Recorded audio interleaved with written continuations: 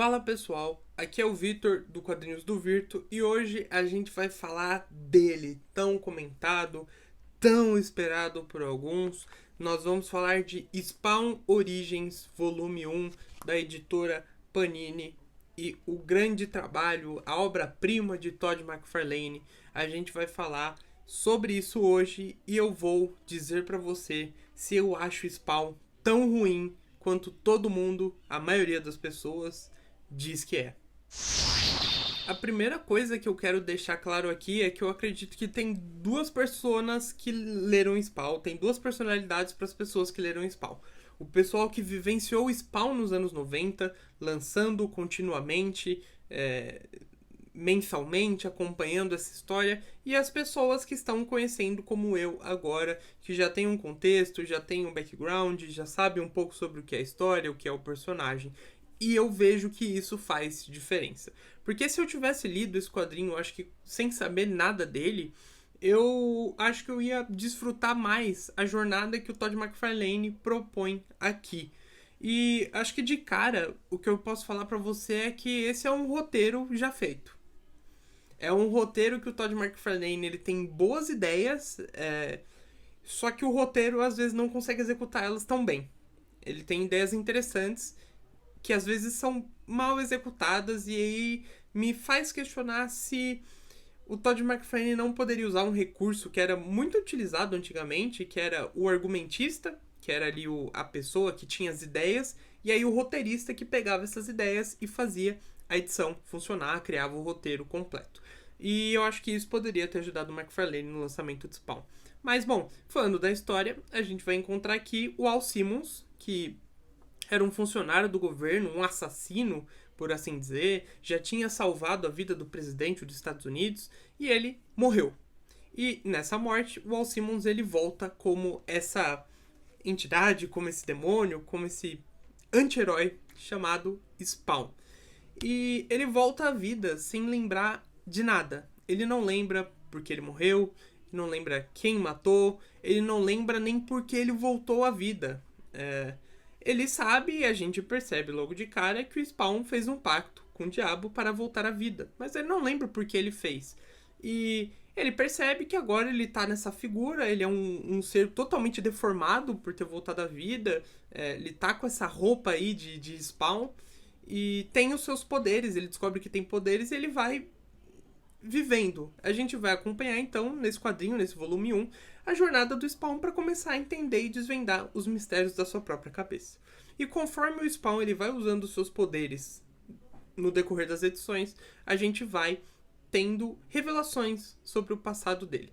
A gente entende que o principal motivo para ele voltar à vida foi a sua esposa, e ele não lembrava o nome.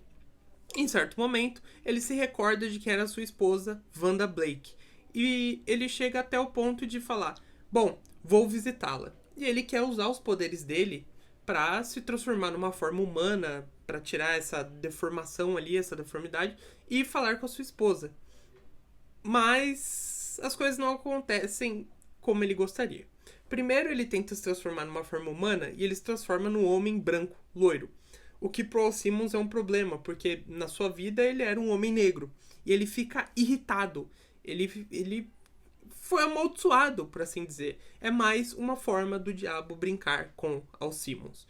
E a gente tem que entender aqui que essa história se passa 5 anos depois que o Al Simmons morreu. Então a sua esposa já não é mais sua esposa. E o pior, ela casou com o melhor amigo do Al Simmons. E tiveram uma filha. Coisa que ele sempre quis ter com a sua esposa na época. E eles não conseguiam. E ele descobre que é porque ele era infértil. Ele não conseguia fazer filhos com a sua esposa. Então ele não se revela como Al Simmons, ele conversa e fica chocado, desolado e vai embora. E aqui a gente tem um exemplo do roteiro fraco do McFarlane. Porque os diálogos e a situação é muito bizarra. Porque vai um cara estranho falando que é do veterinário e aí entra na casa da pessoa e aí ele começa a chorar e desabafar com a pessoa. E os diálogos meio bobos, sabe? É aquele diálogo assim simplista, não é um nada elaborado, as respostas, é tudo meio simples. E aqui esse é o roteiro do McFarlane.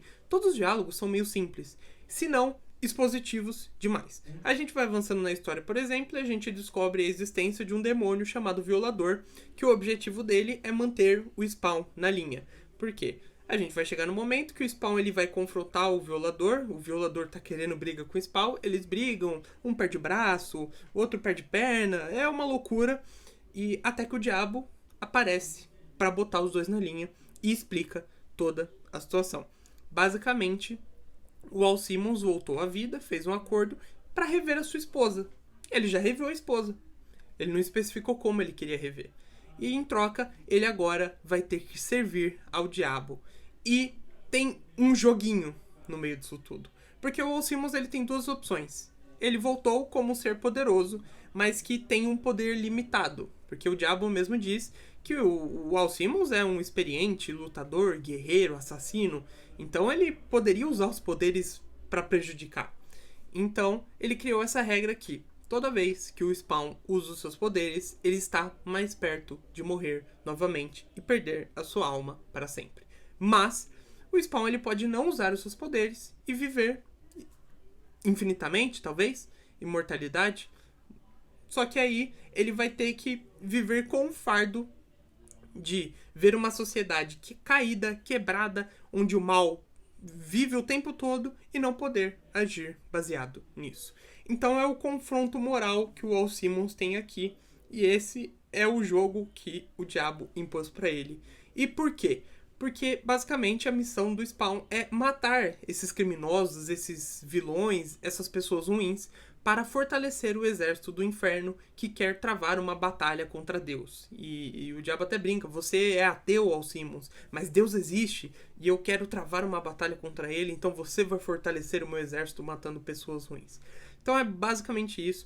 Você pode achar até simplista também a explicação, mas é nisso que a gente tem aqui.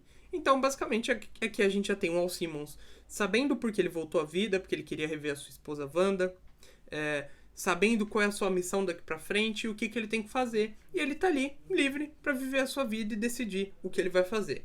Ele vai usar os seus poderes, ele vai querer ficar vivo e não usar poder nenhum. Ele resolve combater o crime, mas sem usar poderes. Ele invade um arsenal ali do governo, que ele já conhecia por ser agente, rouba várias armas e começa a atuar como vigilante com essas armas. E protegendo os mendigos, porque o Spawn, do jeito que ele é, deformado ou todo esquisito, ele foi viver com moradores de ruas, com mendigos em becos, que mendigos começam a ser assassinados e ameaçados, e o Spawn ele vai fazer justiça com as próprias mãos. Então, cara, a gente tem todo esse contexto aqui que o McFarlane ele tem nessa história. Como eu falei, é um roteiro simplista. A gente tem outros personagens que é um detetive que ele entra em conflito. Por quê? Porque o violador, quando ele aparece, ele começa a matar mafiosos, arrancando seus corações. E a mídia não se importa. Pô, que bom, mafioso morrendo. Só que esse detetive, ele fica...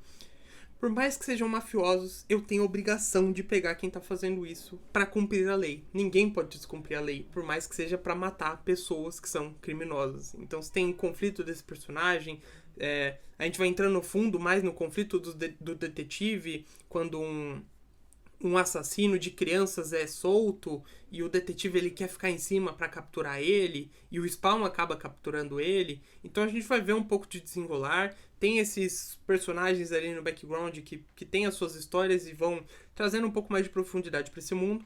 E o Spawn ele vai se envolvendo aí com esses assassinos.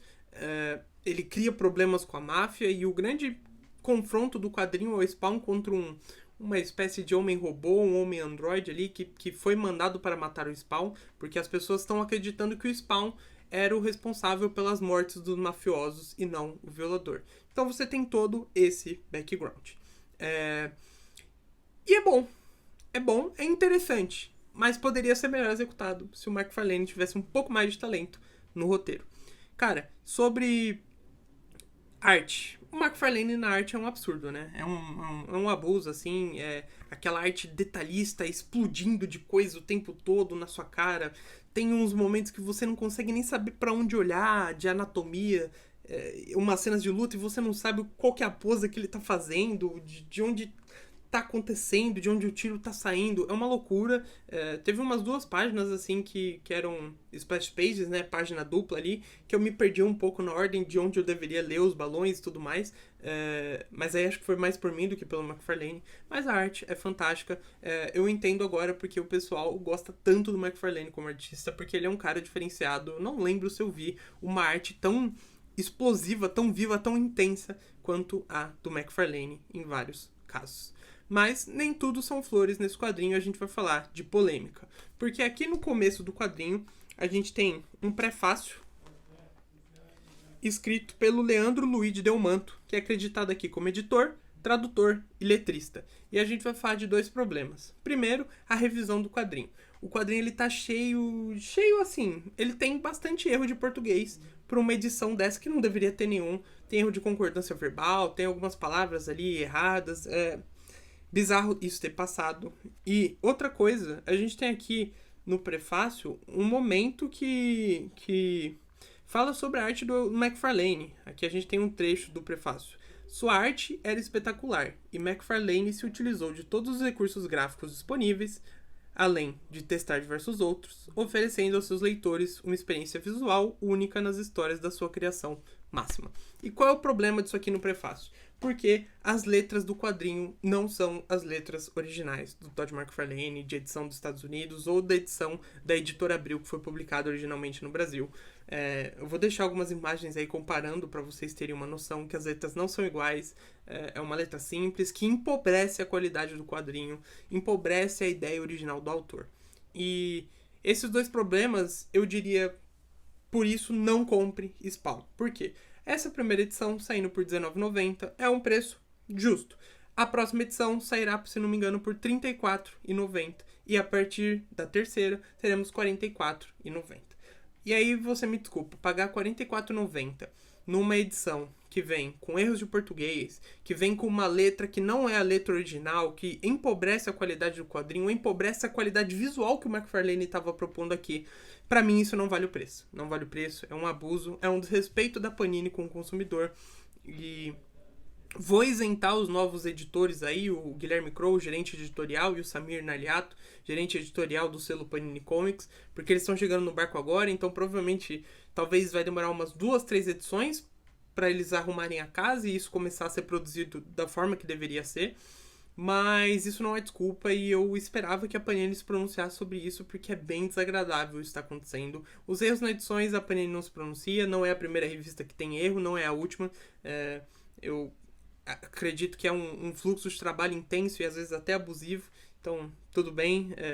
Tudo bem não, né, mas a gente sabe que vai ter erros, mas as letras, pra mim, é imperdoável uma obra como Spawn não ter direito a receber as letras que o criador criou e concebeu ali todo o conceito para criar um quadrinho que cada vez mais impactasse o seu leitor.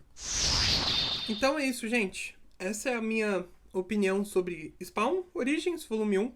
Tá saindo uma outra revista do Spawn que tá compilando os acontecimentos atuais, a partir, acho que do 297 até o 300 e pouco, que são tentando chegar nas atuais, né? Se não me engano tá no 350 e pouco, Spawn.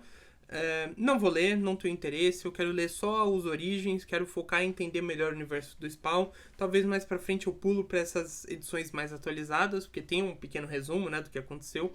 Mas no momento eu tô focado aqui nessa edição. E a próxima edição pra mim vai ser imperdível, porque a gente vai ter roteiristas de verdade trabalhando com o Spawn. O McFarlane fazendo a arte, e vai ter roteiro do Alan Moore, vai ter roteiro do Neil Gaiman, roteiro do Dave Simmons, se não me engano, deixa eu até conferir aqui, do Dave Sim, Alan Moore, Neil Gaiman, Frank Miller e Dave Sim na próxima edição. Então acho que estará imperdível, eu com certeza vou conferir, com certeza vou continuar falando de Spawn. É tão ruim quanto todo mundo fala? Não achei ruim, gostei do conceito, gostei da história, gostei do personagem, a arte fantástica. Mas é o negócio, o McFarlane não nasceu para ser roteirista. Ou faltou treinar bastante para conseguir ter um roteiro refinadinho, bonitinho. Mas vou seguir acompanhando, porque essa história cara, não é revolucionário, não é o roteiro incrível, mas é legal. Spawn é legal. É legal. E às vezes exerça o seu direito de ler, às vezes, uma bobajada. Um gibi só divertido. Nem tudo precisa ser genial. Às vezes, vamos ler algo divertido. Vamos se divertir. E é isso que Spawn se propõe e faz muito bem. Então, galera, muito obrigado pra você que assistiu. Deixa o seu like aí, deixa o seu comentário. O que você acha de Spawn? Você leu nos anos 90? Tá chegando agora de primeira viagem como eu? Comenta aí, é importante pro canal comentar, a gente gera essas interações aí bem bacanas. Se inscreve no canal e ativa o sininho para você não perder nenhum vídeo daqui pra frente. Bora acompanhar aí o Quadrinhos do Virto. Não esquece, se inscreve. E a gente se vê, com certeza, no próximo vídeo. Voltarei para falar de Spawn.